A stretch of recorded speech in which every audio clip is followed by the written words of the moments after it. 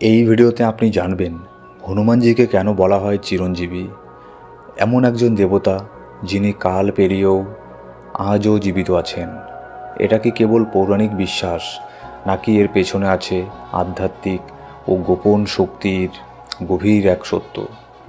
এই ভিডিও আপনাকে নিয়ে যাবে ঋষিদের দর্শন, রামভক্তির রহস্য আর সেই শক্তির দরজায় যা মৃত্যুর পরেও শেষ হয় না।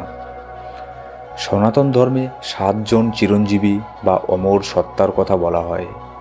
তারা হলেন অশ্বত্থামা, বিভীষণ, কৃষ্ণদ্বৈপায়ন ব্যাস, ভগবান হনুমান, ভগবান পরশুরাম, বালি, মহর্ষি মার্কেন্ডেয়। এনারা কেউ অভিশাপের কারণে অমর, কেউ বর পেয়ে অমর।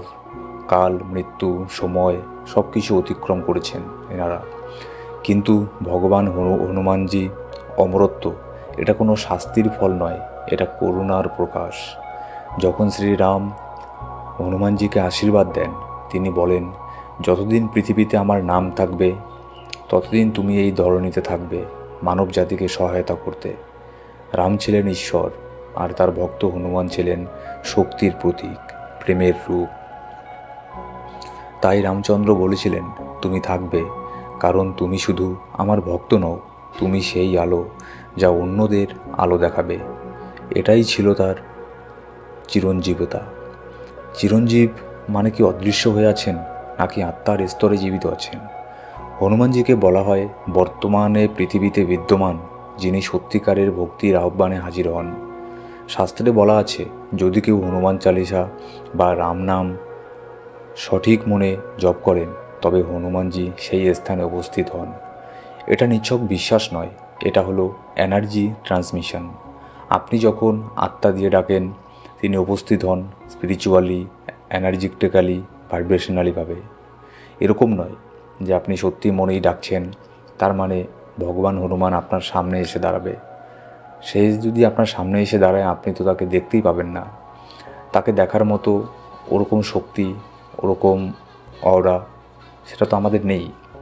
তাই তিনি আসলেও আসেন অদৃশ্য হয়ে, আসেন এনার্জেটিকভাবে, আসেন ভাইব্রেশনালিভাবে। হনুমানজির অমরত্ব মানে শরীর টিকে থাকার গল্প নয়, বরং একটা বার্তা, ভক্তি, বিনয়, সাহস আর সেবা। এই শক্তিগুলো কখনোই মরে যায় না। হনুমানজির অমরত্ব হলো ভক্তির কন্টিনিউটি। যেই জায়গায় ভয়, রাগ, অসহায়তা থাকে, সেখানে হনুমানজির উপস্থিতি ভরসা, সাহস ও নীরব শক্তি দেয়। তিনি একজন শক্তিমান দেবতা, কিন্তু তার আসল শক্তি ছিল নিজেকে শূন্য করে রাখা। অনেক সাধক বলেন, আমি বিপদে পড়ে রাম নাম নিতেই যেন কেউ পাশে এসে দাঁড়ায়। আমার মন বলে সেটা ছিলেন ভগবান হনুমান। পাহাড়ে, গুহায়, সাধনার স্থানে বহু সাধু, সন্ন্যাসী হনুমানজির দর্শন ও অনুভব পেয়েছেন।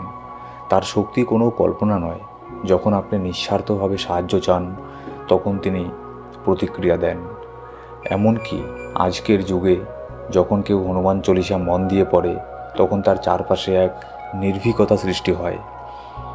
অনেকেই অনেক ধরনের অভিজ্ঞতা শেয়ার করেন। এটাই প্রমাণ, চিরঞ্জীবিতা মানে শুধু বেঁচে থাকা নয়, চিরকাল সাহসের উৎস হয়ে থাকা। হনুমানজির চিরঞ্জীবী হওয়া মানে ভগবানের একজন সেবকের অন্তহীন উপস্থিতি। আপনি একা নন, আপনি ছোট নন, আপনি শক্তিহীন নন।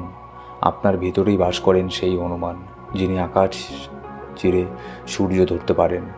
আজকে যদি আপনি মন থেকে বলেন, হে হনুমান, আমাকে শক্তি দাও, তাহলে ঈশ্বর আপনার ভেতর সেই আলো জ্বালাবে।